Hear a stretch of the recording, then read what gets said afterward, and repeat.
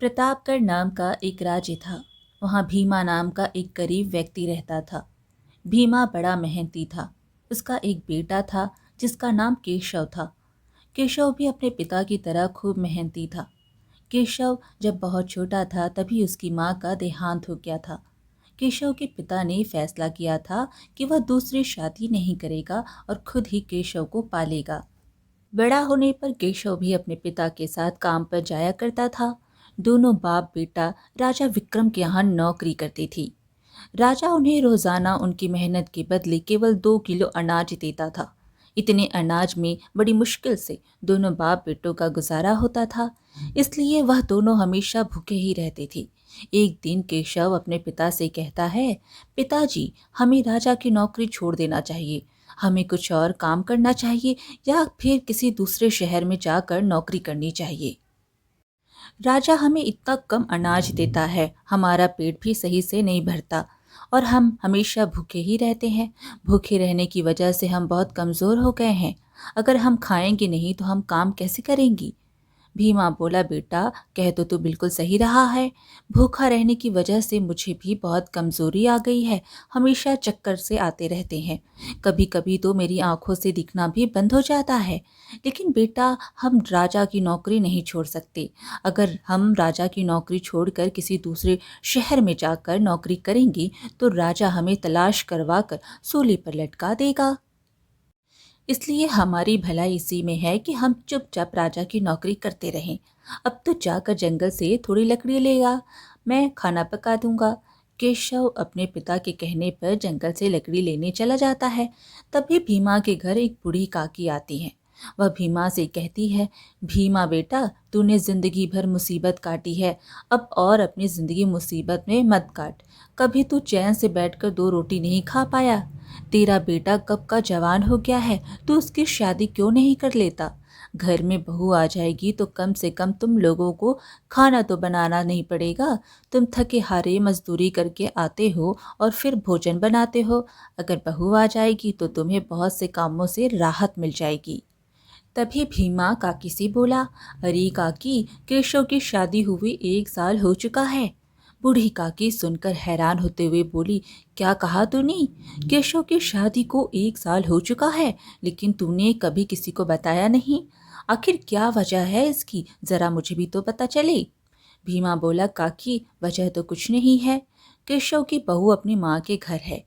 काकी बोली, माँ के घर क्यों है? तूने उसे वहां क्यों छोड़ रखा है? काकी बोली, बेटे की शादी क्या बहू को मायके में छोड़ने के लिए की जाती है? तू अपने बेटे से कहता क्यों नहीं कि वह अपनी पत्नी को मायके से लेकर आए? तू आज केशव को भेज दे बहू को लेकर आने के लिए। भीमा बोला, कैसे भेज दूं काकी? हमारे घर में तो एक चारपाई तक नहीं है जिस पर वह बेचारी आकर बैठ सके, और ना ही हमारे पास इतने पैसे हैं कि हम चारपाई खरीद कर ला सके। और फिर केशव के पास ऐसे कपड़े भी तो नहीं हैं जिन्हें पहन कर वह अपने ससुराल जा सके। उसके पास केवल 2 जोड़ी कपड़े हैं, उनमें भी दसियों पैबंद लगे हुए हैं। पैबंद लगे हुए कपड़े पहनकर जाता हुआ केशव भला कैसे अच्छा लगेगा? काकी बोली, अरे वाह रे भीमा, मैं तो तुझे बड़ा अक्लमंद समझती थी, लेकिन तू तो मूर्खों से भी बड़ा मूर्ख है। बस इतनी सी बात के लिए तूने केशव की बहू को उसकी माँ के घर छोड़ रखा है। मैं तो सोच रही थी कोई बड़ा बखेरा है। यह भी भला कोई बात हुई? चारपाई और कपड़ों की वजह से तू बहू नहीं लेकर आ रहा? चल, मैं दूंगी तुझे चारपाई, बहू को बैठने के लिए, और केशव के लिए नए कपड़े भी लाऊंगी। इतना कहकर बूढ़ी काकी अपने घर चली जाती है। उसके बाद भीमा भी सोचने लगता है, काकी सही कहती है, मुझे केशव की बहू को बुला लेना चाहिए। अगर बहू आ जाएगी तो घर के कामों से हमें राहत मिल जाएगी। मैं कल ही भेज दूंगा केशव को बहू को लेने के लिए। फिर भीमा बुढ़िया काकी के घर आता है और बुढ़िया काकी से केशव के लिए कपड़े और चारपाई ले आता है। केशव चारपाई देखकर अपने पिता से कहता है, पिताजी, आप यह चारपाई कहाँ से लाए हैं? भीमा बोला, बेटा, मुझे ये चारपाई काकी ने दिए हैं और उन्होंने तुझे नए कपड़े भी दिए हैं। केशव बोला, लेकिन पिताजी, काकी ने तुम्हें यह चारपाई और मुझे नए कपड़े क्यों दिए हैं? बेटा, काकी ने चारपाई तेरी बहू के लिए दी है और यह नए कपड़े तेरे लिए। मैं कहता हूँ कल तू इन कपड़ों को पहनकर अपने ससुराल चला जा और अपनी बहू को ले आ। लेकिन पिताजी, हम अपना पेट ही बड़ी मुश्किल से भर पा रहे हैं, ऐसे में हम गोपी को क्या खिलाएंगे? वह हमारे घर का हाल देखेगी तो क्या सोचेगी? यह सब जानता हूँ मैं बेटा, लेकिन बहू को जिंदगी भर के लिए मायके में भी तो नहीं छोड़ा जा सकता है। कभी ना कभी तो उसे लाना ही होगा। इसलिए एक काम कर, तू कल ही जाकर उसे ले आ। ठीक है पिताजी, जैसी तुम्हारी मर्जी, मैं कल ही गोपी को ले आऊंगा। फिर अगले ही दिन केशव काकी के दिए हुए कपड़े पहनकर गोपी को लेने अपने ससुराल चला जाता है। ससुराल में केशव की खूब मेहमान नवाजी होती है। केशव एक हफ्ते तक ससुराल में रुकता है। उसके बाद वह अपनी पत्नी गोपी को लेकर अपने घर चल देता है। लेकिन रास्ते में केशव सोचने लगता है, अभी तो हमारे घर में बहुत गंदगी होगी, गोपी देखेगी तो क्या कहेगी। एक काम करता हूँ, गोपी को बूढ़ी काकी के घर छोड़ आता हूँ, उसके बाद मैं अपने घर की सफाई कर लूँगा। केशव अपनी पत्नी को बूढ़ी काकी के घर छोड़कर अपने घर चला जाता है। जब भीमा ने केशव को अकेले आता देखा तो वह केशव से बोला, बेटा, तू अकेला ही आ रहा है, तेरी पत्नी कहाँ है? तू उसे क्यों नहीं लाया? पिताजी, मैं गोपी को ले आया हूँ, लेकिन मैं उसे बूढ़ी काकी के घर छोड़ आया, क्योंकि हमारे घर में बहुत गंदगी भरी है, सारा सामान यहाँ वहाँ बिखरा हुआ है। गोपी ये सब देखेगी तो शायद उसे अच्छा ना लगे। जब मैं घर की साफ सफाई कर लूँगा तो गोपी को अपने घर ले आऊँगा। बेटा, साफ सफाई तो बाद में होती रहेगी, पहले तू महाराज के पास चल। वो तुझे 3 दिन से रोज बुला रहे हैं। मैं उनसे रोज कोई ना कोई बहाना बना देता हूँ। तुझे अपने ससुराल में इतने दिन नहीं रुकना चाहिए था। पता नहीं महाराज तेरे से क्या कहेंगी। केशव बिना साफ सफाई किए अपने पिता के साथ राजमहल की ओर चल पड़ता है। उधर बूढ़ी काकी ने गोपी की खूब खातिरदारी की और फिर बोली, बेटी, तुम बहुत समझदार हो, भगवान हमेशा तुम्हें खुश रखे। आओ, अब मैं तुम्हें तुम्हारे घर छोड़ाऊं। बूढ़ी काकी की बात सुनकर गोपी को बड़ा आश्चर्य हुआ। वो सोचने लगी, क्या यह घर उसका नहीं है? उसने हिचकिचाते हुए काकी से पूछा, माँ जी, यह केशव का घर नहीं है तो फिर केशव का घर कौन सा है? बेटी, केशव राजा के यहाँ काम करने गया है, इसलिए तुझे मेरे घर छोड़ गया था। तू अभी नई नवेली बहू है, घर में अकेले कैसे रहती? अब तो वह आने ही वाला होगा। चल, उसके आने से पहले मैं तुझे तेरे घर छोड़ आती हूँ। फिर बूढ़ी काकी गोपी को उसके घर छोड़ आई। गोपी को केशव का घर देखकर बहुत आश्चर्य हुआ। पूरा घर गंदा पड़ा था। देखने में ऐसे मालूम होता था जैसे सालों से घर में झाड़ू नहीं लगी है। सारा सामान इधर उधर बिखरा पड़ा था। एक कोने में 2-3 जोड़ी कपड़े रखे हुए थे, जिन पर जगह जगह पैबंद लगे हुए थे और उन कपड़ों पर धूल जमी पड़ी थी। घर की यह हालत देखकर गोपी को रोना आने लगा। वह सोचने लगी, हे भगवान, पिछले जन्म में मैंने ऐसी कौन सी गलती की थी जिसकी सज़ा मुझे इस जन्म में मिल रही है। इस घर में तो कुछ भी नहीं है, अब मैं क्या करूं? मेरी तो कुछ भी समझ नहीं आ रहा। गोपी बहुत समझदार और होशियार थी। उसने सोचा, यह मेरे नसीब का एक हिस्सा है, अब मुझे कैसे भी करके इस मुश्किल से गुजरना होगा। वह हिम्मत करके उठी और घर की साफ सफाई में लग गई। कुछ ही देर में उसने पूरा घर साफ कर दिया और इधर उधर बिखरा हुआ सामान सही तरीके से लगा दिया। उसके बाद वह बूढ़ी काकी की दी हुई चारपाई पर बैठकर केशव के आने का इंतजार करने लगी। इंतजार करते करते रात होने वाली थी, लेकिन केशव और उसके पिता भीमा अभी तक घर नहीं आए थे। गोपी बेचैन होने लगी। इतना बड़ा घर और उस घर में वह अकेली। उसका दिल घबराने लगा। उसके दिमाग में तरह तरह के ख्याल आने लगते हैं। उतने में ही केशव और उसका पिता हाथ में अनाज का थैला लिए घर आ गए। घर आकर उन्होंने देखा कि उनके घर का नक्शा ही बदल गया था। जो घर हमेशा कूड़े का ढेर बना रहता था, आज वह हीरे की तरह चमक रहा था। यह देखकर दोनों बाप बेटी बहुत खुश हुए। फिर केशव ने 2 किलो अनाज जो उन्हें राजा देता था अपनी पत्नी को दे दिया और फिर बोला, लो गोपी, इसे पका लो। गोपी को 3 लोगों के लिए इतना कम अनाज देखकर बहुत आश्चर्य हुआ। वो केशव से पूछने लगी, यह अनाज तो 3 लोगों के लिए बहुत कम है, तुम्हें अनाज थोड़ा और लाना चाहिए था। गोपी, राजा मुझे और पिताजी को एक दिन काम करवाने के बदले केवल 2 किलो ही अनाज देता है। अब तुम ही बताओ, मैं और अनाज कहाँ से ले आता?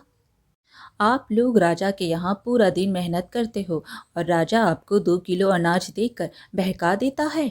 राजा आपके साथ नाइंसाफी कर रहा है। गोपी की बात सुनकर भीमा बोला, बेटा, अब हम कर भी क्या सकते हैं? राजा की बात टालने की हिम्मत किसमें है? गोपी बोली, अब से आप 2 किलो अनाज मत लाना। कल आप राजा से कहना, महाराज, हमारा इस अनाज में पेट नहीं भरता है, हम भूखे रह जाते हैं। आपकी बड़ी कृपा होगी अगर आप हमारा अनाज 2 किलो से बढ़ाकर 5 किलो कर दें। और सुनो, राजा से यह बात कहते हुए आप बिल्कुल भी डरना मत। अगर राजा आपको 5 किलो अनाज देने के लिए राजी हो जाए तो ठीक है, वरना आप उनसे काम करने के लिए मना कर देना। अगर राजा को आपके काम की ज़रूरत होगी तो वह आप लोगों से काम करवाएंगे, वरना नहीं करवाएंगे। गोपी, अभी तुम राजा को जानती नहीं हो जो तुम यह बात कर रही हो। अगर हमने राजा से यह कह दिया ना तो हमारी जुबान कटवा देंगी। ऐसे कैसे राजा तुम्हारी जुबान कटवा देंगे? तुमने किसी को लूटा तो नहीं है, तुमने चोरी तो नहीं की है ना, और ना ही तुम झूठ बोल रहे हो। फिर तुम्हें किस बात का डर है? अपना हक मांग रहे हो, और जो हक नहीं मांग सकता वह कुछ नहीं कर सकता। इसलिए मैं कहती हूँ, तुम एक बार राजा से अनाज बढ़ाने की बात ज़रूर करना। ठीक है बेटा, तू इतना कह रही है तो मैं कल राजा से अनाज बढ़ाने के बारे में ज़रूर बात करूँगा। अब तुम इस अनाज को बना दो। अगले दिन केशव और उसका पिता भीमा राजा के पास गए और फिर भीमा राजा से बोला, महाराज, मैं यहाँ आपसे अपने अनाज के बारे में बात करने आया हूँ। आप हमें पूरे दिन मेहनत करने के बाद केवल 2 किलो अनाज ही देते हैं। इतने अनाज में हमारा गुजारा नहीं हो पाता। हमें ज़्यादातर भूखा ही रहना पड़ता है। इसलिए महाराज, आपसे गुजारिश है, अगर आप हमारा अनाज 2 किलो से बढ़ाकर 5 किलो कर दें तो आपकी बड़ी कृपा होगी। राजा बोला, भीमा, ये बात तुम्हें पहले बतानी थी। भूखा रहना अच्छी बात नहीं है। अगर तुम भूखे रहोगी तो खाली पेट काम कैसे करोगी? मैं आज से ही तुम्हारा अनाज 5 किलो नहीं बल्कि 6 किलो कर देता हूँ। फिर राजा मंत्री से कहता है, मंत्री जी, आज से भीमा को रोज़ाना 6 किलो अनाज दिया जाएगा और दूसरे जितने भी मजदूर हैं सभी का अनाज बढ़ा दिया जाए। राजा का फैसला सुनकर दोनों बाप बेटे 6 किलो अनाज लेकर खुशी खुशी अपने घर चले गए। जब गोपी ने केशव के सिर पर अनाज का बड़ा थैला देखा तो वह समझ गई कि राजा ने उनकी बात मान ली है। फिर उसने दोनों से पूछा, इस थैली को देखकर मालूम होता है कि राजा ने तुम्हें 5 किलो अनाज दे दिया है। उन्होंने तुम्हें कुछ कहा तो नहीं? भीमा बोला, नहीं बेटी, राजा ने कुछ नहीं कहा। हमने महाराज से अपनी मजदूरी का 5 किलो अनाज मांगा, लेकिन महाराज ने हमें 6 किलो अनाज दे दिया। आज से हमें रोज़ाना हमारी मेहनत का 6 किलो अनाज मिलेगा। हम महाराज से बेकार ही डरते थे, लेकिन महाराज बहुत ही दयालु हैं। उन्होंने हमारे साथ साथ सभी मजदूरों के अनाज में बढ़ोतरी कर दी है। सभी घर वाले बहुत खुश थे। भीमा ने गोपी को बहुत आशीर्वाद दिया। गोपी बहुत होशियार थी। राजा द्वारा दिए गए अनाज से वह आधा अनाज बचा लेती थी और आधे को पका लेती थी। 2 महीने तक उसने यही काम किया।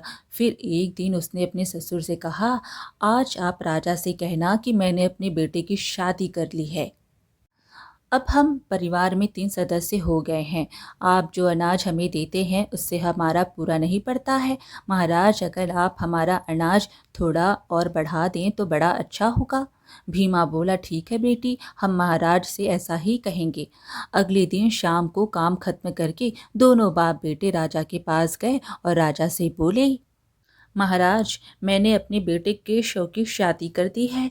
अब हमारे घर में 3 सदस्य हो गए हैं। अगर आप हमारा अनाज थोड़ा और बढ़ा देंगे तो बड़ा अच्छा होगा। राजा बोला, यह तो बहुत अच्छा किया तुमने भीमा, जो केशव की शादी करती। मंत्री से कहकर आज ही मैं तुम्हारा अनाज 10 किलो करवा दूंगा। दोनों बाप बेटे 10 किलो अनाज लेकर घर आ गए। 10 किलो अनाज को देखकर गोपी बहुत खुश हुई। अब वह आधे से भी ज़्यादा अनाज बचा लेती थी और बाकी बचे हुए को पका लेती थी। यह सिलसिला 8 महीने तक चलता रहा। अब गोपी ने काफ़ी अनाज इकट्ठा कर लिया था। फिर एक दिन वह अपने पति और ससुर जी से बोली, पिताजी, आज के बाद आप लोग राजा के यहाँ काम करने नहीं जाओगे। कब तक आप दोनों मजदूरी करते रहोगे? मजदूरी से हमें सिर्फ 2 वक्त का खाना मिल सकता है और कुछ भी नहीं। भीमा बोला, अगर बेटी हम मजदूरी नहीं करेंगे तो फिर क्या करेंगे? इस तरह से तो हम भूखे मर जाएंगे। गोपी ने कहा, आप लोग चिंता मत करो। आपको राजा जो अनाज देते हैं मैंने उसमें से आधे से ज़्यादा अनाज बचा लिया है। इस प्रकार मैंने काफ़ी अनाज बचाकर इकट्ठा कर लिया है। अब आप लोग बाजार में कोई दुकान खोल लीजिए और उसमें अनाज बेचने का काम शुरू कर दीजिए। भगवान ने चाहा तो कुछ ही दिनों में हमारा कारोबार अच्छा चलने लगेगा। भीमा बोला, ठीक है बेटी, मैं आज ही बाजार में कोई दुकान देखता हूँ और फिर कल से हम अनाज बेचना शुरू कर देंगे। भीमा ने बाजार में एक दुकान किराए पर ले ली और अगले ही दिन अनाज बेचना शुरू कर दिया। कुछ ही दिनों में उनकी दुकान काफ़ी अच्छी चलने लगी। दुकान पर ग्राहकों की लाइन लगी रहती थी। यह सब देखकर दोनों बाप बेटे बहुत खुश थे। दोनों जब भी दुकान से घर आते तो कुछ ना कुछ सामान घर के लिए ज़रूर लाते। एक दिन गोपी अपने घर के आगे बैठी होती है, तभी उसकी नज़र कोने पर पड़े एक सोने के हार पर पड़ती है। सोने का हार देखकर गोपी की आंखें आश्चर्य से फटी की फटी रह जाती है। गोपी जल्दी से हार को उठा लेती है और उसे घर में ऐसी जगह रख देती है जहाँ किसी की नज़र ना पड़ सके। उसी दिन पूरे नगर में राजा के सिपाही ने ऐलान किया, सुनो ए गांव वालों, ज़रा गौर से सुनो। एक चील रानी का सोने का हार लेकर उड़ गई है। जिस किसी इंसान को वह सोने का हार मिल जाए वह हार राजा को लौटा दे। इसके बदले राजा उस व्यक्ति को मुँह मांगा इनाम देंगे। रानी के हार की खबर पूरे नगर में फैल गई। हर किसी के जुबान पर रानी के हार की चर्चा थी। जब यह बात गोपी को पता चली तो उसने हार के बारे में किसी से जिक्र नहीं किया, इसलिए राजा को अभी तक रानी का हार नहीं मिला। राजा बहुत परेशान था। वह मंत्री से बोला, मंत्री, हार के बारे में कुछ पता चला या नहीं?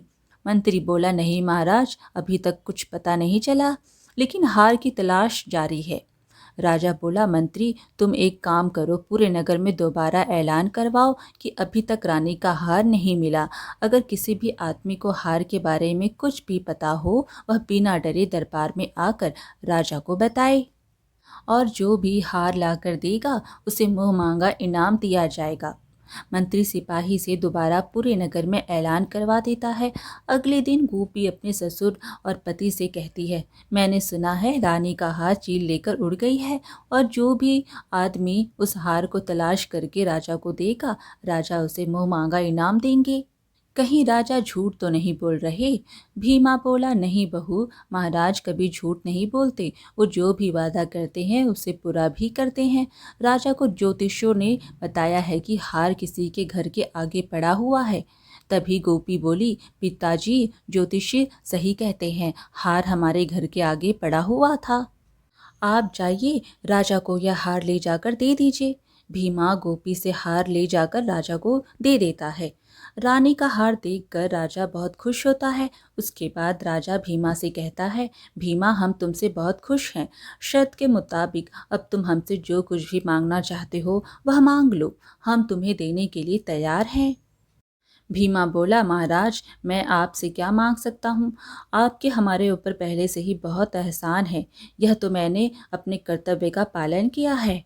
भीमा, मैं जानता हूँ तुम बहुत ईमानदार हो और एक सच्चे इंसान हो, लेकिन तुम्हें कुछ ना कुछ तो अवश्य ही मांगना होगा। मैं तुम्हें तुम्हारी ईमानदारी का इनाम देना चाहता हूँ। भीमा बोला, महाराज, आप इतना कह ही रहे हैं तो मैं पहले अपने घर पर मशवरा कर लूं, उसके बाद आपको बताऊंगा। राजा बोला, ठीक है भीमा, तुम अपने परिवार वालों से बात करके मुझे कल बता देना। उसके बाद भीमा अपने घर चला जाता है। घर आकर वह गोपी से बोलता है, बेटी, महाराज मुझे इनाम देना चाहते हैं, लेकिन मैंने उनसे कह दिया है कि घर वालों से बात करके बताऊंगा। गोपी बोली, आपने बहुत अच्छा किया पिताजी, अब आप राजा से कहिए कि महाराज, अगर आप मुझे थोड़ी सी ज़मीन का टुकड़ा दे दें तो उस पर हम खेती करके अपने परिवार का गुजारा सही तरीके से कर सकते हैं। भीमा बोला, ठीक है बेटी, जैसा तुम कह रही हो मैं महाराज से वैसा ही कह दूंगा।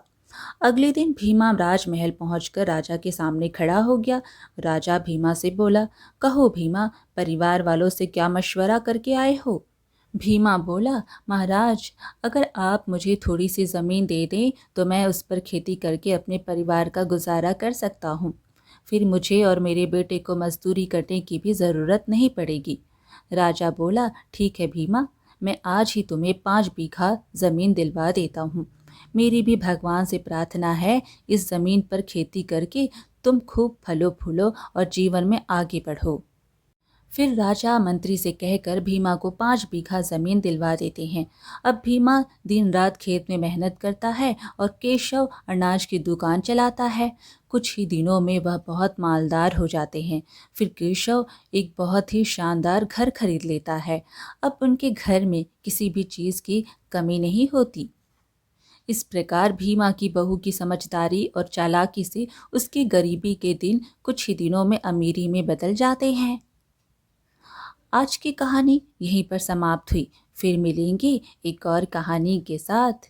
कहानी पसंद आए तो लाइक शेयर ज़रूर करें और चैनल को सब्सक्राइब करना बिल्कुल ना भूलें। धन्यवाद।